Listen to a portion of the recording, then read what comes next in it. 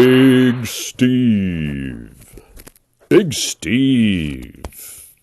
The Double-Quick Tunnelman by Marie Bloch. Illustrated by Nicholas. Published by Coward McCann Incorporated of New York. Copyright 1952 by Marie Halun Bloch. All rights reserved. This book or parts thereof may not be reproduced in any form without permission in writing from the publishers.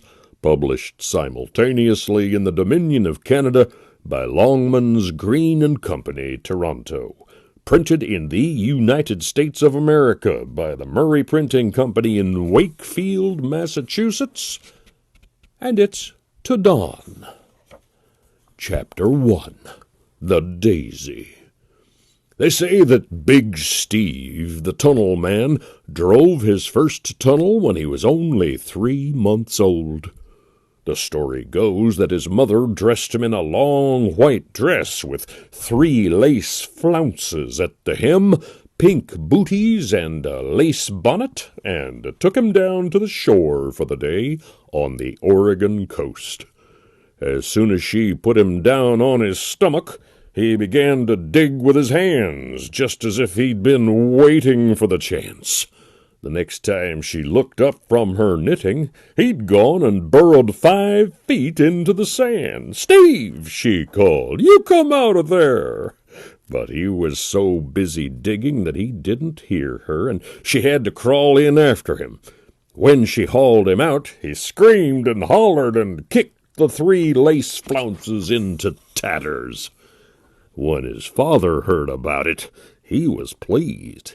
"That boy'll grow up to be a first-rate tunnel man," he said.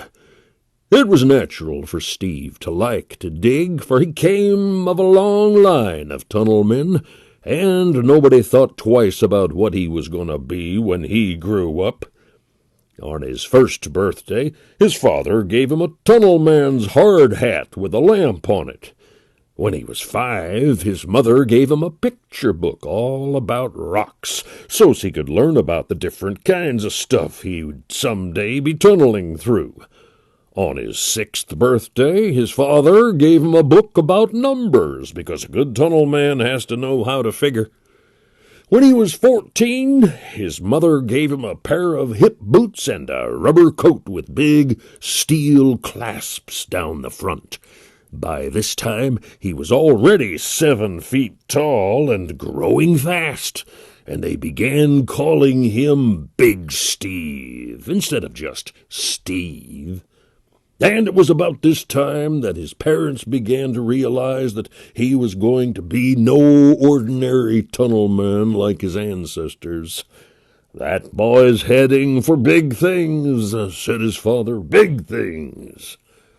It was on his 16th birthday that Big Steve got the best present of all.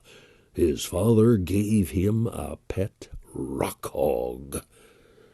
This rare breed of animal looks almost like a big dog, but besides dog, it's part mole, part groundhog, and part gopher, the mole part being the most important.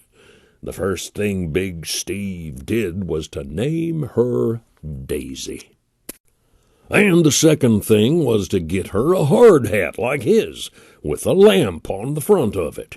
She wore it on her head with her ears flattened out, but she didn't really need it, for her thick fur, black as midnight in a cave, was a natural protection against falling rock.